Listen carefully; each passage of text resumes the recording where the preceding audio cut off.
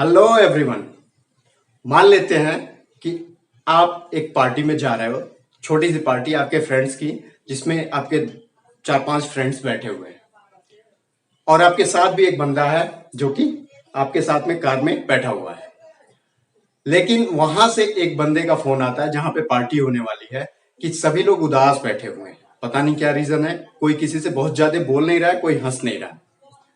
तो आप वहां पे क्या बोलोगे कि अच्छा मैं आता हूं तो वहां पे देखता हूं। उसके बाद से अपने जो आपके बगल में कार में बैठा हुआ है उस बंदे से आप क्या बोलते हो कि मैं जब वहां पहुंचता हूं ना, जब मैं वहां पहुंचूंगा तो ऐसा जोक सुनाऊंगा कि सब लोग हंस देंगे। ऐसा जोक सुनाऊंगा कि सब लोग हंस देंगे। या ऐसे भी बोल सकते हो, जब मैं वहां पहुंचूंगा तो ऐसा जोक सुनाने वाला हूं, ऐसा जोक सुनाने वाला हूं कि सब लोग हंस देंगे। या फिर आप ऐसे भी बोल सकते हो कि जब मैं वहां पहुंचूंगा तो ऐसा जोक सुनाने जा रहा हूं कि तुम देख लेना, ऐसा जोक सुनाने जा रहा हूं कि सब लोग हंस देंगे। ये 3 सेंटेंस आपने बोला। ऐसा जोक सुनाने वाला हूं, ऐसा जोक सुनाने जा रहा हूं या ऐसा जोक सुनाऊंगा।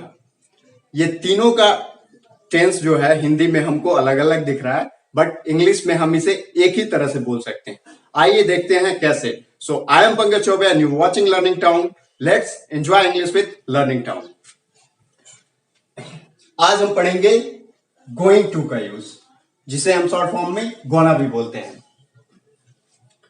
सबसे पहले हम इसका सिंटेक्स देख लेते हैं, फिर हम सिचुएशन पे डिस्कस करेंगे।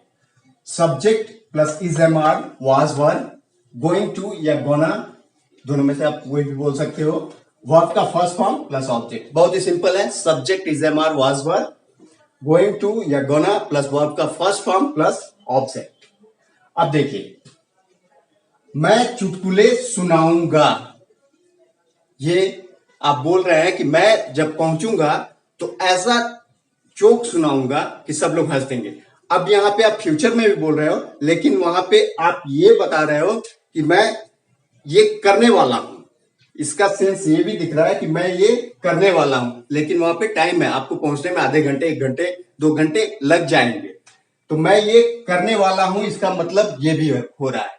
आप एकदम सेंटेंस पे ध्यान नहीं देना, हम क्या बोलना चाहते हैं इस पे ध्यान देना, हमारे अंदर की फीलिंग्स क्या कह रही है उस पे ध्यान देना हमें।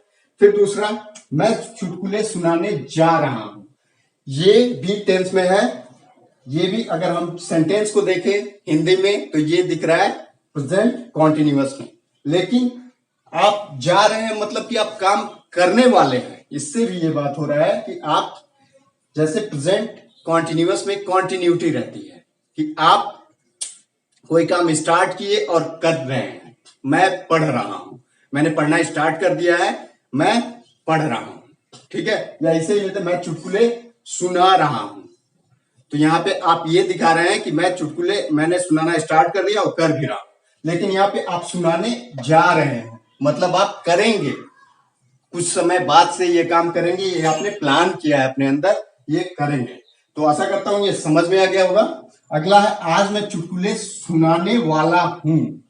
चुटकुले मैं सुनाने वाला हूं, मतलब ये भी आप दिख रहे, तत्काल नहीं कर रहे। अगर आपको तत्काल करना है, ये काम तत्काल होने वाला है, तो वहां पे दूसरा ग्रामर होगा, उसको हम आगे पढ़ेंगे और इन दोनों में डिफरेंस को भी डिस्कस करेंगे। यहाँ पे आप पहुंचने में आपको आधे घंटे, 1 घंटे, 2 घंटे लगेंगे, उसके बाद से आप सुनाने वाले हैं। तो आशा करता हूँ तीनों का कंफ्यूजन, जो तीनों हिंदी का सेंटेंस है, इसका कंफ्यूजन दूर हो गया होगा, आपको समझ में आ गया होगा कि इन तीनों का मतलब एक ही है कि मैं ये काम करने वाला हूं, कुछ समय बाद से मैं चुटकुले सुनाने वाला हूं। तीनों का मतलब एक ही हो गया, होता है। अब इसे बनाएंगे कैसे? I am going to crack a joke, I gonna crack a joke, दोनों में से कोई एक आप बोल सकते हैं। अब मैं फिर से एक बार आपसे कहना चाहूंगा कि आपको जो भी नया ग्रामर मिले, जो भी नया मीनिंग मिले, उसे आप प्लीज यूज कीजिए, ना कि उसे याद करने की जरूरत है। आपको बहुत ज्यादा इसका बहुत ज्यादा स्ट्रक्चर याद करने की जरूरत नहीं है, बहुत ज्यादा इसका मीनिंग याद करने की जरूरत नहीं। आप उसे सिर्फ और सिर्फ यूज कीजिए। आप कई बार आपके एक दिन में आपके पास कई बार ऐसे सिचुएशन आते हैं जहां पे इस तरह का ग्रामर आप यूज करते हैं हिंदी में। आप इस तरह की बातें, इस तरह का सेंटेंस हिंदी में आप बोलते हैं।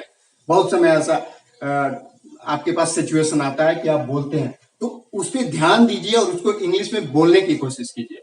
बहुत सारे नए मीनिंग्स आते हैं आपके पास, जैसे क्रैक अ जोक, ये नया भी हो सकता है कुछ लोगों के लिए, कुछ लोगों के लिए पुराना हो सकता है, लेकिन क्रैक का जोक आया तो इसको हम यूज करें तो ये जो मीनिंग है वो कभी भूलेगा नहीं। जो भी ग्रामर हम पढ़ते हैं उसको यूज करें। हम जितने भी ग्रामर पढ़ते हैं उसको डेली 1 बार 2 बार 4 बार 10 बार हिंदी में हम बोलते ही हैं, तो उसको सोचें और उसको इंग्लिश में यूज करें। अपने आप से बोलें, किसी और से बोलें, या किसी और को बताएं कि इसका इस तरह से हिंदी, इसका इस तरह से इंग्लिश बोला जाता है, तो आपका इंग्लिश इंप्रूव होगा और आपको याद भी नहीं करना पड़ेगा, बहुत ज्यादा रटने की भी जरूरत नहीं है और आप आसानी से इंग्लिश सीखते भी रहेंगे। सो आशा करता हूं दोस्तों ये वीडियो आपको पसंद आया होगा, इसमें जो कंफ्यूजन होगा वो दूर हुआ होगा। और अगर आपको वीडियो पसंद आया तो प्लीज इसे लाइक कीजिए, सब्सक्राइब कीजिए, शेयर कीजिए और कमेंट कीजिए। अगर आपका कोई भी कंफ्यूजन है मैं उसे दूर करने के लिए हमेशा अवेलेबल हूं। और आपको थोड़ा सा भी लगता है कि ये वीडियो अगर किसी के लाइफ में वैल्यू एड कर सकती है तो प्लीज उसे शेयर कीजिए। Thank you for your valuable time. Thank you so much.